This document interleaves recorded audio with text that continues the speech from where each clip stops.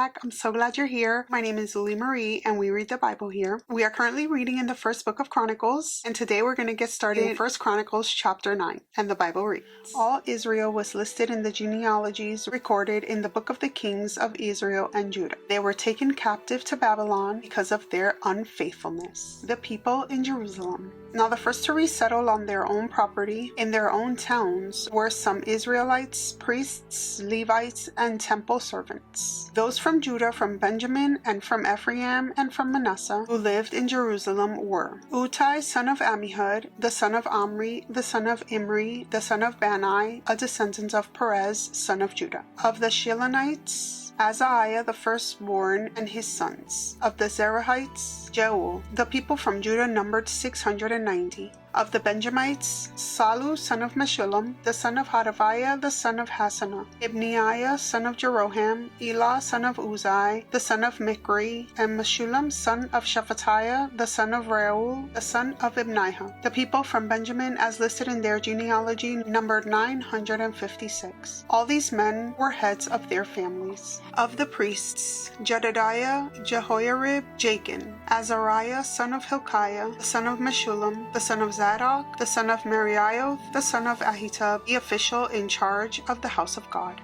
Adadiah, son of Jeroham, the son of Pashur, the son of Malchiah, and Masai, son of Adiel, the son of Jazarah, the son of Meshullam, the son of Meshillemith, the son of Immer. The priests, who were heads of their families, numbered 1,760. They were able men responsible for ministering in the house of God. Of the Levites, Shemaiah, son of Hasab, the son of Azrikam, the son of Hashabiah, a Merarite, Bakbarka, Harish, Galal, and Mattaniah, son of Micah, the son of Zikri, the son of Asaph, Obadiah, son of Shemaiah, the son of Galal, the son of Jeduthun, and Berechiah, son of Asa, the son of Elkanah, who lived in the villages of the Netophathites. The gatekeepers, Shallum, Akub, Talmon, Ahiman, and their fellow Levites. Shallum, their chief, being stationed at the king's gate on the east, up to the present time. These were the gatekeepers belonging to the camp of the Levites. Shallum, son of Kor, the son of Abiasaph, the son of Korah, and his fellow gatekeepers from his family, the Korahites, were responsible for guarding the thresholds of the tent, just as their ancestors had been responsible for guarding the entrance to the dwelling of the Lord. In earlier times, Phinehas, son of Eleazar, was the official in charge of the gatekeepers, and the Lord was with him. Zechariah, son of Meshilemiah, was the gatekeeper at the entrance to the tent of meeting. Altogether, those chosen to be gatekeepers at the threshold numbered 212. They were registered by genealogy in their villages. The gatekeepers had been assigned to their positions of trust by David and Samuel the seer. They and their descendants were in charge of guarding the gates of the house of the Lord, the house called the tent of meeting. The gatekeepers were on the four sides, east, west, north, and south. Their fellow Levites in their villages had to come from time to time and share their duties for 7-day periods. But the four principal gatekeepers, who were Levites, were entrusted with the responsibility for the rooms and treasuries in the house of God. They would spend the night stationed around the house of God because they had to guard it, and they had charge of the key for opening it each morning. Some of them were in charge of the articles used in the temple service. They counted them when they were brought in and when they were taken out. Others were assigned to take care of the furnishings and all the other articles of the sanctuary, as well as the special flour and wine, and the olive oil, incense, and spices. But some of the priests took care of mixing the spices. The Levite named Mattisiah, the firstborn son of Shullam the Korahite, was entrusted with the responsibility for baking the offering bread. Some of the Kohathites, their fellow Levites, were in charge of preparing every Sabbath the bread set on the table. Those who were musicians, heads of the Levite families, stayed in the rooms of the temple and were exempt from other duties because they were responsible for the work day and night.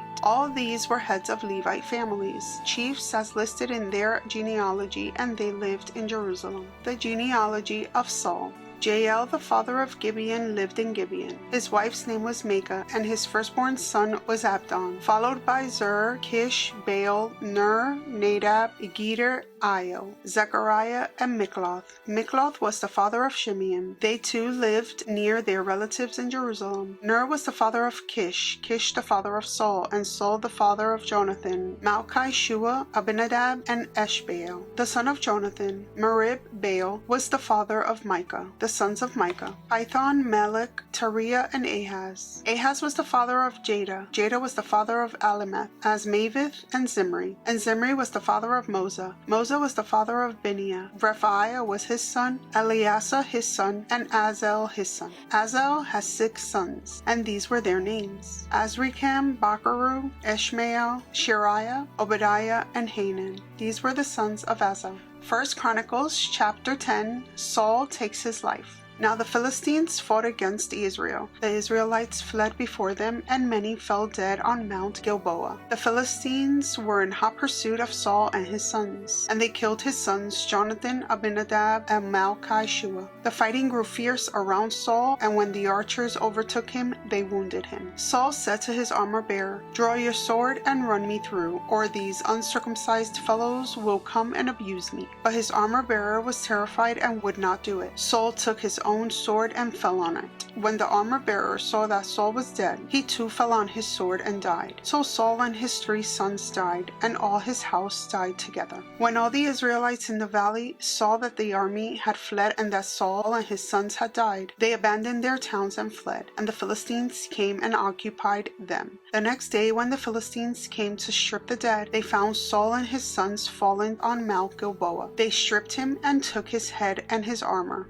and sent messengers throughout the land of the Philistines to proclaim the news among their idols and their people. They put his armor in the temple of their gods, and hung up his head in the temple of Dagon. When all the inhabitants of Jabesh-Gilead heard what the Philistines had done to Saul, all their valiant men went and took the bodies of Saul and his sons and brought them from Jabesh. Then they buried their bones under the great tree in Jabesh, and they fasted 7 days. Saul died because he was unfaithful to the Lord. He did not keep the word of the Lord, and even constituted a medium for guidance, and did not inquire of the Lord. So the Lord put him to death and turned the kingdom over to David, son of Jesse. 1 Chronicles chapter 11, David becomes king over Israel. All Israel came together to David at Hebron and said, "We are your own flesh and blood. In the past, even while Saul was king, you were the one who led Israel on their military campaigns, and the Lord your God said to you, 'You will shepherd my people Israel, and you will become their ruler.'" Then all the elders of Israel had come to King David at Hebron. He made a covenant with them at Hebron before the Lord, and they anointed David king over Israel, as the Lord had promised through Samuel.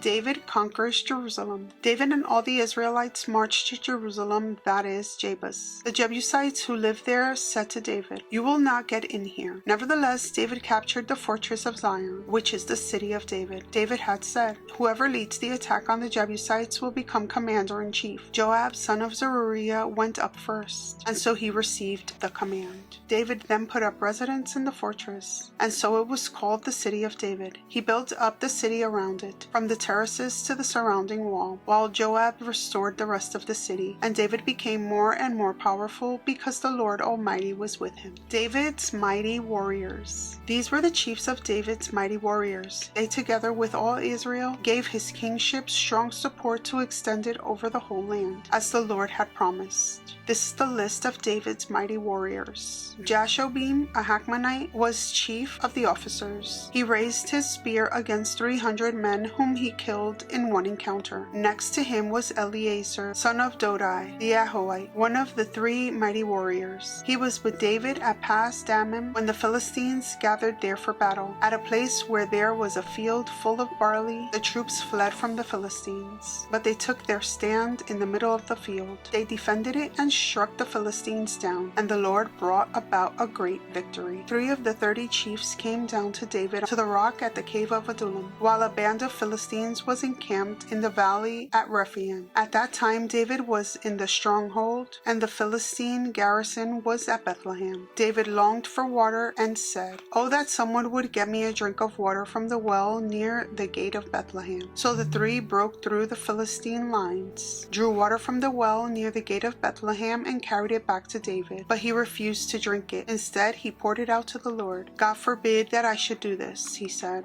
"I drink the blood of these men who went at the risk of their lives." Because they risked their lives to bring it back, David would not drink it. Such were the exploits of the three mighty warriors. Abishai, the brother of Joab, was chief of the three. He raised his spear against 300 men, whom he killed, and so he became as famous as the three. He was doubly honored above the three and became their commander, even though he was not included among them. Benaiah, son of Jehoiada, a valiant fighter from Kabzeel, performed great exploits. He struck down Moab's two mightiest warriors. He also went down into a pit on a snowy day and killed a lion, and he struck down an Egyptian who was 5 cubits tall. Although the Egyptian had a spear like a weaver's rod in his hand, Benaiah went against him with a club. He snatched the spear from the Egyptian's hand and killed him with his own spear. Such were the exploits of Benaiah, son of Jehoiada. He too was as famous as the three mighty warriors. He was held in greater honor than any of the 30, but he was not included among the three, and David put him in charge of his bodyguard. The mighty warriors were Asahel, brother of Joab, Elhanan, son of Dodo from Bethlehem, Shamoth the Hararite, Pelez the Pelonite, Ira, son of Ikish from Tekoa, Abiezer from Anathoth, Sibkai the Hushathite, Eli the Iowite, Maharai the Netophathite, Heled, son of Baina the Netophathite, Ithai, son of Ribai from Gibeah in Benjamin, Benaiah the Pirathonite, Hurai from the ravines of Gash, Abiel the Arbathite, Asmaveth the Barumite, Eliabah the Shelbanite, the sons of Hashem the Giznite, Jonathan, son of Sagi the Hararite, Ahiam, son of Sakar the Hararite, Eliphalau, son of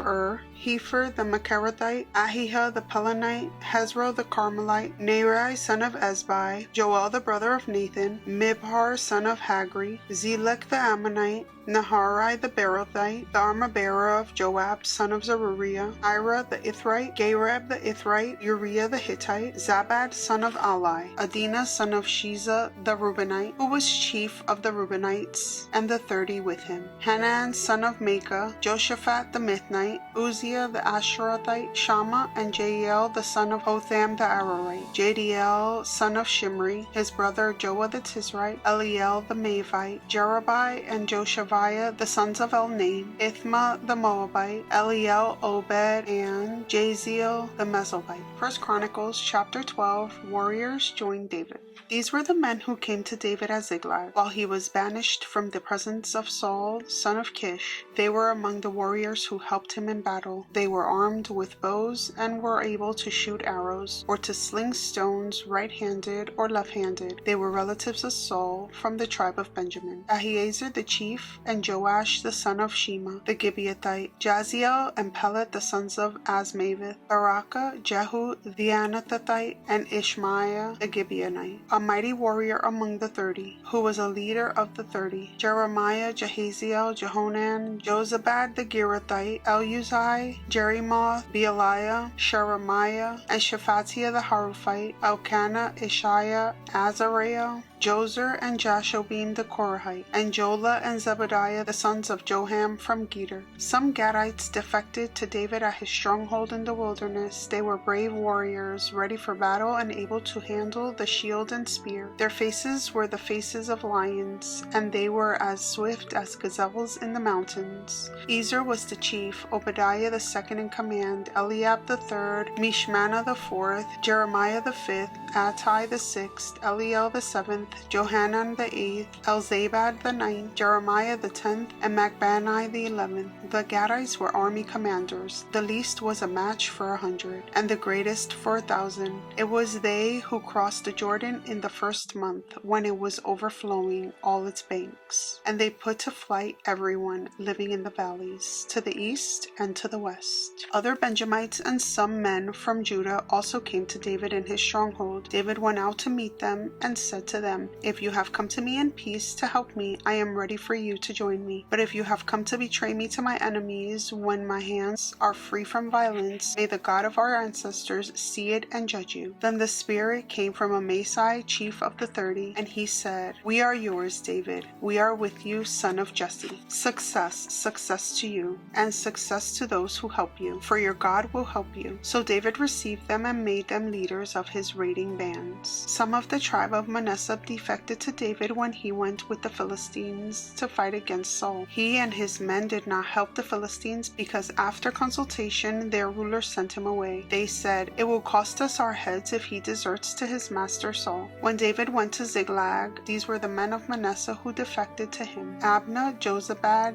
Jediel, Michael, Jozabad, Eliu, and Zilithai, leaders of units of 1,000 in Manasseh. They helped David against raiding bands, for all of them were brave warriors, and they were commanders in his army. Day after day, men came to help David until he had a great army like the army of God. Others joined David at Hebron. These are the numbers of the men armed for battle who came to David at Hebron to turn Saul's kingdom over to him, as the Lord had said. From Judah, carrying shield and spear, 6,800 armed for battle. From Simeon, warriors ready for battle, 7,100. From Levi, 4,600, including Jehodiah, leader of the family of Aaron, with 3,700 men, and Zadok, a brave young warrior, with 22 officers from his family. From Benjamin, Saul's tribe, 3,000, most of whom had remained loyal to Saul's house until then. From Ephraim, brave warriors, famous in their own clans, 20,800. From half the tribe of Manasseh designated by name to come and make David king, 18,000. From Issachar, men who understood the times and knew what Israel should do, 200 chiefs, with all their relatives under their command. From Zebulun, experienced soldiers prepared for battle with every type of weapon, to help David with undivided loyalty, 50,000. From Naphtali, 1,000 officers, together with 37,000 men carrying shields and spears. From Dan, ready for battle, 28,600. From Asher, experienced soldiers prepared for battle, 40,000. From east of the Jordan, from Reuben, Gad, and the half-tribe of Manasseh, armed with every type of weapon, 120,000. All these were fighting men who volunteered to serve in ranks. They came from Hebron, fully determined to make David king over all Israel. All the rest of the Israelites were all of one mind to make David king. The men spent 3 days there with David, eating and drinking, for their families had supplied provisions for them. Also their neighbors from as far away as Issachar, Zebulun, and Naphtali came bringing food on donkeys, camels, mules, and oxen. There were plentiful supplies of flour, fig cakes, raisin cakes, wine, olive oil, cattle, and sheep, for there was joy in Israel. Thank you so much for taking the time and joining me and reading the Bible today. I'd love to see you in my next reading. Many blessings to you. Bye!